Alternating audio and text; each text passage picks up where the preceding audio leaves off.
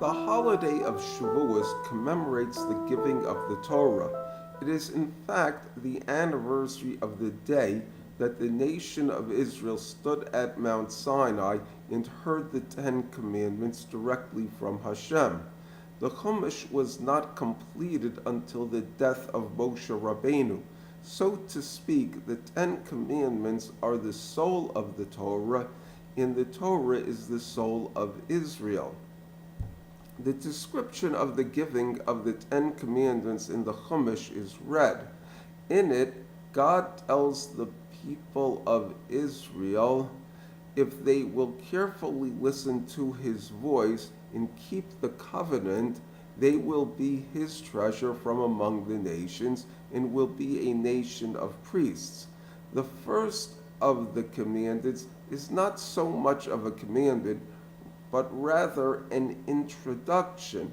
In it, God says that his name is the Tetragrammaton, and he is the same power that brought them out of Egypt. The covenant is a medium for joining Hashem and Israel together. It is similar to a marriage partnership agreement or a treaty between nations. However, just like it is difficult to conceptualize Hashem, it is difficult to conceptualize this agreement. A key element, though, is listening to the voice of Hashem. This raises the question as to how do we hear the voice of Hashem. Maimonides analyzes the fundamental belief systems of the Arabs, Europeans, and the Jews. The Arabs tend to seek God through introspection and meditation, whose result is to find the breath of God in their soul. The conclusion is that God is to be found in philosophy, good character, and belief. The Europeans tend to seek God through observation of the physical world, whose result is to see the hand of God in nature. Their conclusion is that the face of God is to be found in the beauty of science. Sometimes it is in its massive expanse, and other times in its elegance. The Jewish approach is to seek God through the study of the sacred texts. Next, this knowledge is applied to introspection and observation, plus the two approaches are bridged and merged. The text of the giving of the law tends to be difficult. A simple reading of the narrative seems to be that the Ten Commandments were directly spoken by God from the cloud on top of Mount Sinai to the entire nation. Immediately following, a large number of mitzvahs are given to Moshe to relate to the nation. After that, Moshe is sent by the nation with great joy and ceremony to Hashem, who, so to speak, is in a cloud on the top of Mount Sinai. At the climax of this celebration, the nobles of Israel see the God of Israel, who was not seen during the giving of the Ten Commandments. Between them and his feet is a vision of sapphire work that is like pure sky blue. The Haftorah for Shavuos expands on this vision. In it, the prophet Ezekiel has visions of heaven.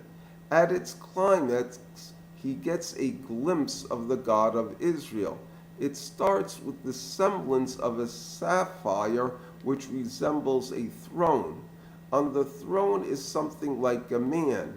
He is surrounded by what seems to be fiery electrical sparks, chashmal, and a rainbow glow.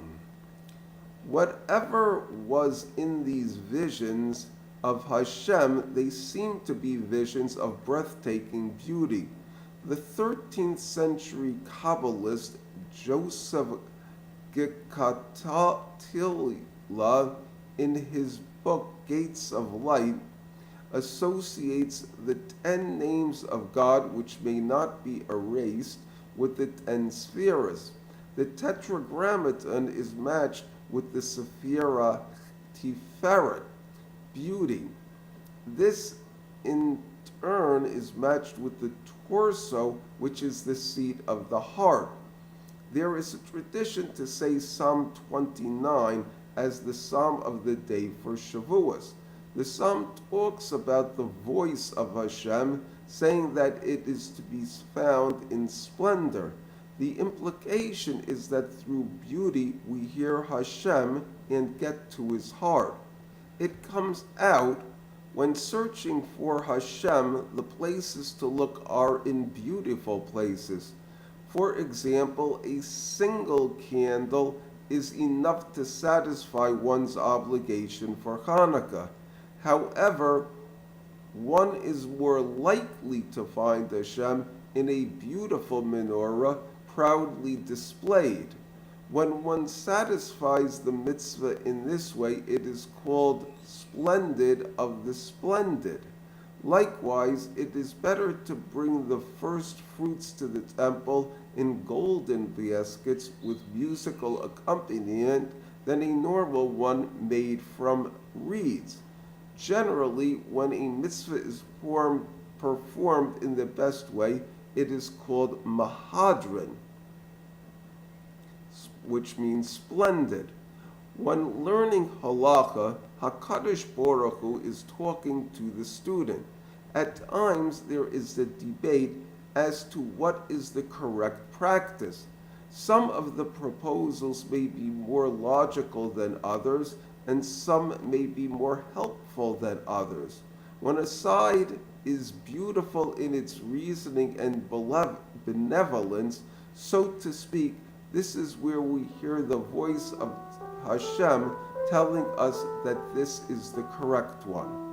Thank you.